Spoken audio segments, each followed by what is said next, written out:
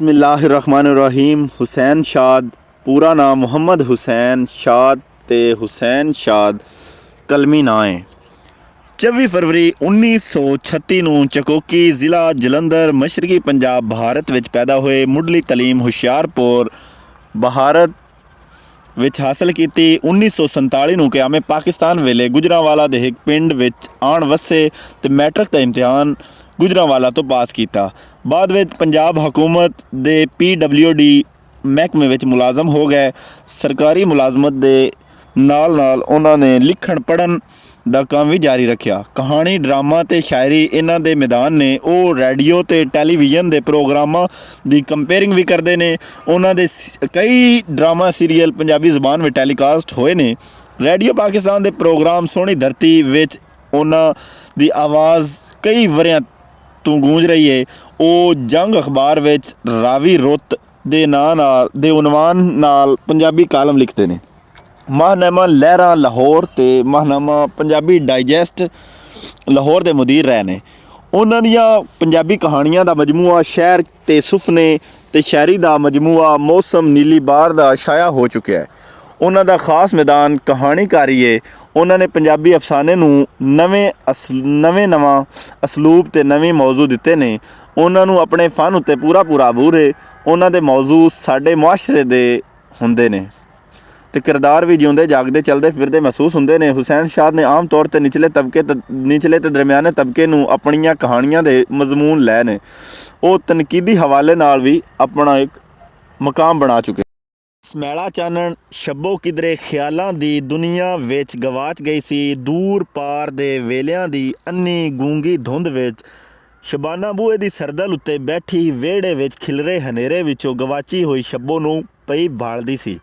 ਵਿਹੜੇ ਦੇ ਖਿਲਰੇ ਹੋਏ ਹਨੇਰੇ ਵਿੱਚ ਪਰੇ ਕਰਕੇ ਬਾਹਰ ਖੁੱਲ੍ਹਣ ਵਾਲੇ ਬੂਹੇ ਦੇ ਕੋਲ ਐਵੇਂ ਥੋੜ੍ਹਾ ਜਿੰਨਾ ਤੇ ਗਸਮੈਲਾ ਜਿਹਾ ਚਾਨਣ ਉੱਭਰਦਾ ਤੇ ਨਿੰਮਾ ਹੋ ਜਾਂਦਾ ਸੀ। ਅਸਲ ਵਿੱਚ ਵਿਹੜੇ ਦੀ ਐਸ ਨੁੱਕਰੇ 7 ਵਰ੍ਹਿਆਂ ਦੀ ਉਮਰ ਦਾ ਨਿੱਕਾ ਵੀਰ ਜ਼ਮੀਨ ਉੱਤੇ ਲੀਕਾਂ ਵਾਹਣ ਦੀ ਕਿਸੇ ਬੇਮਕਸਦ ਖੇਡ ਵਿੱਚ ਰੁੱਝਿਆ ਹੋਇਆ ਸੀ। ਸ਼ਬਾਨਾ ਨੂੰ ਦੁੱਖ ਹੋਇਆ। ਉਹਦਾ ਸ਼ੱਬੋ ਵਾਲਾ ਰੂਪ ਵੀ ਐਸੇ ਤਰ੍ਹਾਂ ਹੀ ਕਈ ਬੇਮਕਸਦ ਖੇਡਦਾ ਰਹਿੰਦਾ ਸੀ। ਸ਼ਬਾਨਾ ਜਵਾਨ ਹੋਈ। ਸ਼ੱਬੋ ਉਹਦੇ ਨਾਲੇ ਹੀ ਸੀ। ਅਜੇ 2 ਹਫ਼ਤੇ ਪਹਿਲਾਂ ਦੀ ਤਾਈਂ ਉਹਦੀ ਮਾਂ ਉਹਨੂੰ ਸ਼ੱਬੋ ਆਖਦੀ ਇੱਕਦਮ ਚੁੱਪ ਕਰ ਗਈ। ਹੁਣ ਕੋਈ ਵੀ ਉਹਨੂੰ ਸ਼ੱਬੋ ਨਹੀਂ ਆਖਦਾ। ਉਹਦੀ ਮਾਂ ਜਿਸ ਵੇਲੇ ਸ਼ੱਬੋ ਕਹਿ ਕੇ ਆਵਾਜ਼ ਮਾਰਦੀ ਸੀ ਅਤੇ ਉਹਨੂੰ ਇੰਝ ਲੱਗਦਾ ਸੀ ਜਿਵੇਂ ਵਿਹੜੇ ਵਿੱਚ ਕਿੰਨੀਆਂ ਸਾਰੀਆਂ ਬਾਲੜੀਆਂ ਹੱਸਣ ਲੱਗ ਪਈਆਂ ਹੋਣ ਅਤੇ ਸ਼ਬਾਨਾ ਉਹਨਾਂ ਉੱਤੇ ਹੁਕਮ ਚਲਾ ਰਹੀ ਹੋਵੇ। ਪਰ ਸ਼ਬਾਨਾ ਦਲੀਜ਼ ਉੱਤੇ ਬੈਠੀ ਹਨੇਰੇ ਵਿਹੜੇ ਵਿੱਚ ਜਿਹਦੀ ਇੱਕ ਨੁੱਕਰ ਵਿੱਚ ਉਹਦੇ ਵੀਰ ਦੀ ਮੌਜੂਦਗੀ ਨੇ ਗਸਮੈਲਾ ਜਿਹਾ ਚਾਨਣ ਕੀਤਾ ਹੋਇਆ ਸੀ, ਉਹ ਆਪਣੇ ਤੋਂ ਵਿਛੜੀ ਹੋਈ ਸ਼ੱਬੋ ਨੂੰ ਭਾਲਦੀ ਪਈ ਸੀ। ਉਹਨੂੰ ਸ਼ੱਬੋ ਦੇ ਹਾਸੇ, ਉਹਦੇ ਰੋਸੇ, ਉਹਦੀਆਂ ਜ਼ਿੱਦਾਂ, ਉਹਦੀਆਂ ਅੜੀਆਂ ਮੁੜ ਯਾਦ ਆਉਂਦੀਆਂ।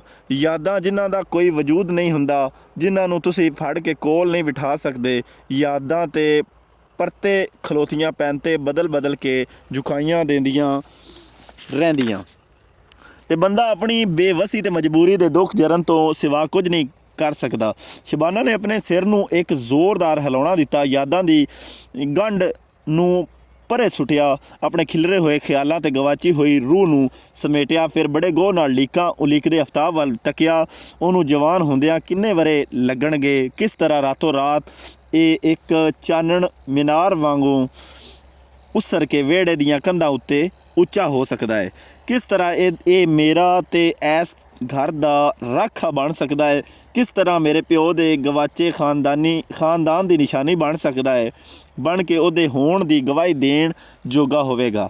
ਖੌਫ ਤੇ ਬੇਯਕੀਨੀ ਨੇ ਆਫਤਾਬ ਦੇ ਚਾਨਣ ਵਜੂਦ ਨੂੰ ਹਾਲੇ ਤਾਈਂ ਸ਼ਬਾਨਾ ਦੀਆਂ ਨਜ਼ਰਾਂ ਵਿੱਚ ਗਸਮੈਲਾ ਜਿਹਾ ਕੀਤਾ ਹੋਇਆ ਸੀ।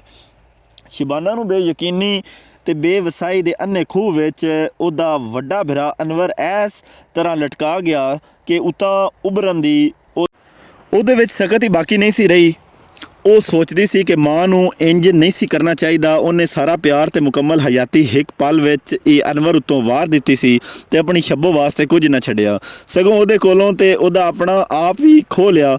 ਸ਼ੱਬੋ ਤੇ ਹੁਣ ਕਿਧਰੇ ਹੈ ਹੀ ਨਹੀਂ, ਹੁਣ ਤੇ ਬਸ ਸ਼ਬਾਨਾ ਹੀ ਰਹਿ ਗਈ ਹੈ ਜਿਹੜੀ ਬੇਯਕੀਨੀ ਤੇ ਬੇਵਸਾਈ ਦੇ ਅੰਨੇ ਗੂੰਗੇ ਖੂਹ ਵਿੱਚ ਲਟਕੀ ਪਈ ਹੈ। ਤੇ ਉਹਦਾ ਨਿੱਕਾ ਵੀਰ ਇਹਨਾਂ ਦੁੱਖਾਂ ਤੋਂ ਅਣਜਾਣ ਹੈ। ਉਹਨੂੰ ਤੇ ਉੱਕਾ ਹੀ ਪਤਾ ਨਹੀਂ ਕਿ ਉਹਦੀ ਭੈਣ ਕਿਹੜੇ ਖੋਬੇ ਵਿੱਚ ਖੁੱਭ ਗਈ ਹੈ, ਨਾ ਹੀ ਉਹਨੂੰ ਐਸ ਅੰਨੇ ਖੂਹ ਤੇ ਗੂੰਗੇ ਖੋਬੇ ਵਿੱਚੋਂ ਕੱਢਣ ਜੋਗਾ ਹੈ ਤੇ ਨਾ ਹੀ ਆਵਾਜ਼ ਮਾਰ ਕੇ ਹੌਸਲਾ ਦੇਣ ਜੋਗਾ ਹੈ। ਉਹ ਤੇ ਆਪ ਕਿਸੇ ਵੇਲੇ ਵੀ ਖੇਡਣ ਵਾਸਤੇ ਚੰਨ ਮੰਗ ਸਕਦਾ ਹੈ। ਮੇਰੀ ਹਯਾਤੀ ਦਾ ਉਹ ਆਪੋ ਚੰਨ ਹੈ, ਪਰ ਪਹਿਲੀਆਂ ਤਰੀਖਾਂ ਦਾ ਚੰਨ 14ਵੀਂ ਦਾ ਹੋਣ ਲਈ ਤੇ ਹਾਲੇ ਬੜੀਆਂ ਹੀ ਕਾਲੀਆਂ ਰਾਤਾਂ ਮੇਰੀ ਉਡੀਕ ਦੀ ਰਾਹ ਵਿੱਚ ਖਲੋਤੀਆਂ ਹੋਈਆਂ ਨੇ। ਉਡੀਕ ਵੀ ਲਾਈ ਜਾ ਸਕਦੀ ਹੈ, ਤਾਂਘ ਵੀ ਲਾਈ ਜਾ ਸਕਦੀ ਹੈ, ਪਰ ਇਹ ਬੇਯਕੀਨੀ ਡਰ ਖੌਫ, ਅਣਡਿੱਠੀਆਂ ਰੁੱਤਾਂ ਦਾ ਡਰ ਖੌਫ, ਪਰ ਉਹ ਤੇ 14ਵੀਂ ਦਾ ਚੰਨ ਸੀ। ਅਨਵਰ ਤੇ ਪੂਰੇ ਘਰ ਦਾ ਨਿਖਰਿਆ ਹੋਇਆ ਚਾਨਣ ਸੀ। ਖੈਰ ਉਹਨੇ ਆਪਣੇ ਆਪ ਨੂੰ ਆਪ ਗਿਰਨ ਲਾ ਲਿਆ, ਆਪਣਾ ਹੁਸਨ, ਆਪਣੀ ਜਵਾਨੀ, ਆਪਣਾ ਜੋਬਨ ਭਰਿਆ ਚਾਨਣ ਆਪ ਗਵਾ ਲਿਆ। ਉਹਨੇ ਆਪਣੇ ਆਲੇ ਦੁਆਲੇ ਜ਼ਹਿਰੀ ਧੂਏਂ ਦੇ ਕਾਲੇ ਬੱਦਲ ਇੰਜ ਖਿਲਾਰੇ ਕਿ ਉਹ ਆਪਣੇ ਸਾਰੇ ਵਜੂਦ ਸਮੇਤ ਗਵਾਚ ਗਿਆ। ਆਪਣੇ ਸਲਖਣੇ ਲਹੂ ਵਿੱਚ ਜ਼ਹਿਰ ਭਰ ਲਿਆ ਤੇ ਮੇਰੇ ਲਈ ਹਨੇਰੇ ਹੀ ਹਨੇਰੇ, ਡਰ, ਖੌਫ, ਬੇਯਕੀਨੀ ਤੇ ਲੰਮੀ ਜੁਦਾਈ ਤੇ ਉਡੀਕ ਇਹੋ ਹੀ ਮੁਕੱਦਰ ਹੈ। ਕਿੱਡੇ ਸੋਹਣੇ ਦਿਨ ਸਨ, ਖੁਸ਼ਹਾਲੀ ਤੇ ਹਾਸੇ ਤੂਤ ਦੀ ਗੂੜੀ ਛਾਂ ਤੇ ਸਜਰੀ ਛਾਂ ਵਾਂਗੂ ਸਾਰੇ ਘਰ ਵਿੱਚ ਖਿਲਰੇ ਹੋਏ ਸਨ। ਅਨਵਰ ਦੀਆਂ ਗੱਲਾਂ ਮਿੱਠੀਆਂ, ਪਿਆਰੀਆਂ, ਹਾਸਿਆਂ ਭਰੀਆਂ, ਸ਼ਾਨ ਹੀ ਵੱਖਰੀ ਸੀ। ਉਹਨਾਂ ਦੇ ਘਰ ਦੀ ਇੱਕ ਦਿਨ ਪਤਾ ਨਹੀਂ ਕਿਸ ਤਰ੍ਹਾਂ ਦਾ ਜ਼ਾਲਮ ਪੈਰ ਉਤਰਿਆ। ਅਨਵਰ ਨੇ ਠੱਕ ਕਰਕੇ ਬੂਹਾ ਖੋਲ੍ਹਿਆ ਤੇ ਉਹਦੀ ਜ਼ੁਬਾਨ ਵਿੱਚੋਂ ਨਿਕਲਣ ਵਾਲੇ ਅੱਖਰ ਜ਼ਖਮੀ ਸਨ ਤੇ ਵੱਡੇ ਟੁੱਕੇ ਹੋਏ। ਕਿਸੇ ਨੂੰ ਵੀ ਕੁਝ ਸਮਝ ਨਾ ਆਈ। ਸ਼ਬਾਨਾ ਹੈਰਾਨ ਤੇ ਮਾਂ ਪਰੇਸ਼ਾਨ। ਅੱਖਰਾਂ ਦੀ ਵੱਧ ਟੁੱਕ ਵੱਧਦੀ ਗਈ। ਉਹਦੇ ਚਿਹਰੇ ਦਾ ਚਾਨਣ ਤੇ ਰੰਗ ਸੁਭਾਅ ਵਰਗਾ ਫਿੱਕਾ ਹੋ ਗਿਆ। ਤੇ ਉਸ ਵੇਲੇ ਪਤਾ ਨਹੀਂ ਅਨਵਰ ਤੇ ਹੀਰਵਨ ਪੀਂਦਾ ਏ। ਮਾਂ ਤੇ ਸ਼ਬਾਨਾ ਦੇ ਮੂੰਹੋਂ ਹੋਕਾ ਜਿਹਾ ਨਿਕਲਿਆ, ਉਤਲਾ ਸਾਹ ਉੱਤੇ ਤੇ ਥੱਲੇ ਵਾਲਾ ਸਾਹ ਥੱਲੇ। ਮਾਂ ਨੇ ਦੋ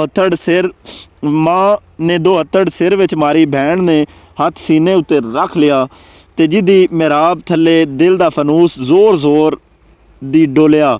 ਦਹਲੀਜ਼ ਉੱਤੇ ਬੈਠੀ ਸ਼ਬਾਨਾ ਤੇ ਬੇਧਿਆਨੀ ਵਿੱਚ ਆਪਣੇ ਮੱਥੇ ਤੇ ਲੱਗੇ ਫੱਟ ਤੇ ਦੇ ਨਿਸ਼ਾਨ ਨੂੰ ਹੱਥ ਲਾਇਆ ਤੇ ਜ਼ਖਮ ਜਿਵੇਂ ਇੱਕਦਮ ਜਾਗ ਪਿਆ ਹੋਵੇ।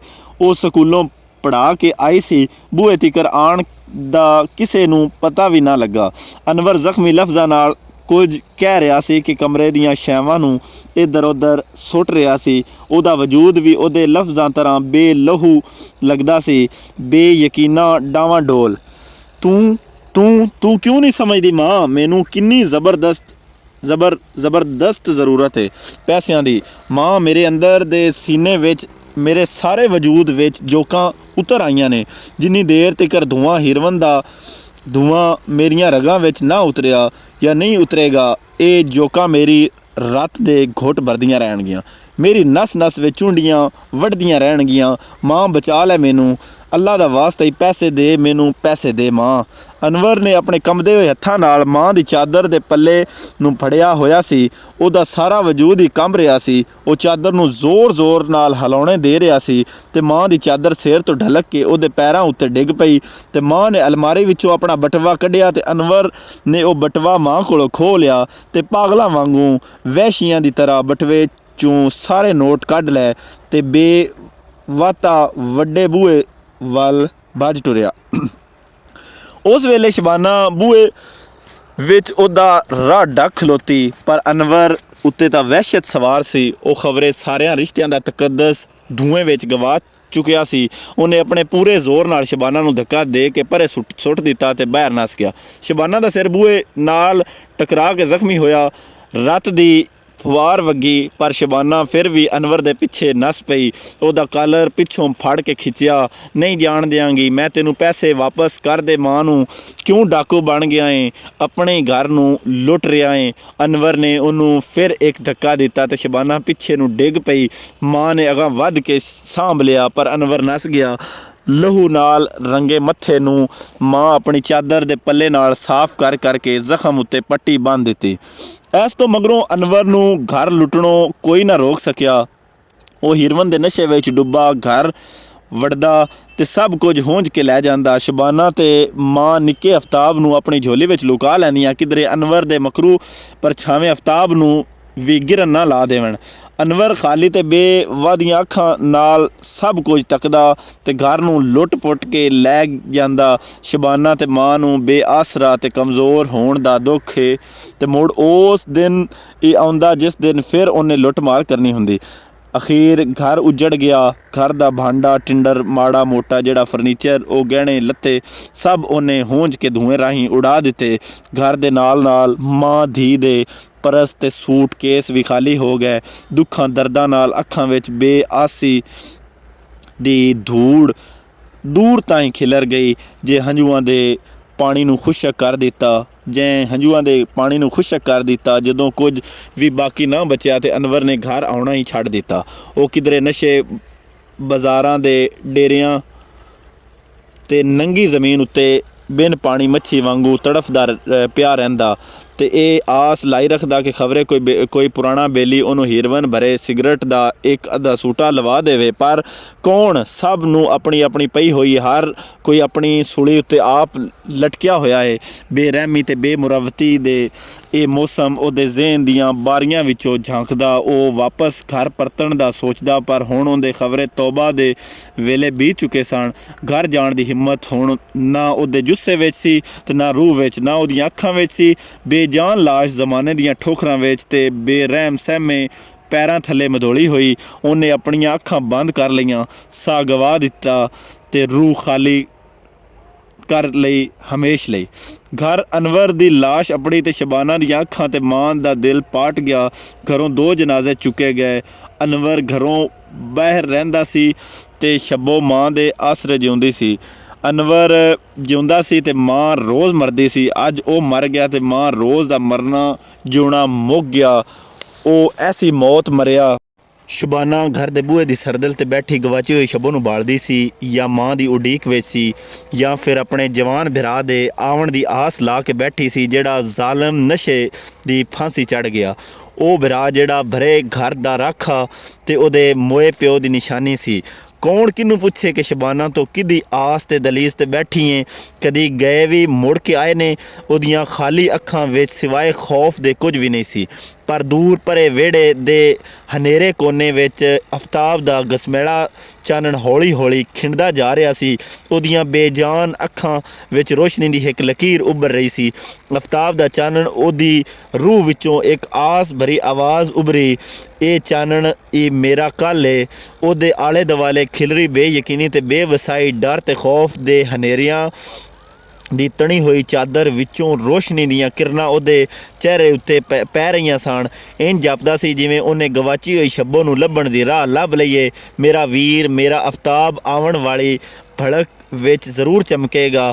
ਘਰ ਦੇ ਸਾਰੇ ਹਨੇਰੇ ਮੁੱਕ ਜਾਣਗੇ। ਕੋਈ ਮੌਤ ਦਾ ਸੌਦਾਗਰ ਇਹਦੀਆਂ ਰਗਾਂ ਵਿੱਚ ਜ਼ਹਿਰ ਨਹੀਂ ਉਤਾਰ ਸਕੇਗਾ। ਮੈਂ ਉਹ ਹੱਥ ਤੋੜ ਦਿਆਂਗੀ ਜਿਹੜਾ ਇਸ ਆਫਤਾਬ ਨੂੰ ਗਿਨਾਉਣ ਦੀ ਕੋਸ਼ਿਸ਼ ਕਰੇਗਾ। ਉਹਨੇ ਅਗਾਂਹ ਵੱਧ ਕੇ ਆਫਤਾਬ ਨੂੰ ਆਪਣੀ ਚਾਦਰ ਦੀ ਬੁੱਕਲ ਵਿੱਚ ਲੁਕੋ ਲਿਆ। ਇਹ ਗਸਮੈਲਾ ਚਾਨਣ 14ਵੀਂ ਰਾਤ ਦਾ ਚੰਨ ਬਣੇਗਾ। ਇੰਝ ਜਾਪਦਾ ਸੀ ਜਿਵੇਂ ਉਹਨੇ ਆਪਣੇ ਪੂਰੇ ਕੱਲ੍ਹ ਨੂੰ ਮਹਿਫੂਜ਼ ਕਰਕੇ ਸ਼ੱਬੋ ਨੂੰ ਲੱਭ ਲਿਆ ਹੋਵੇ।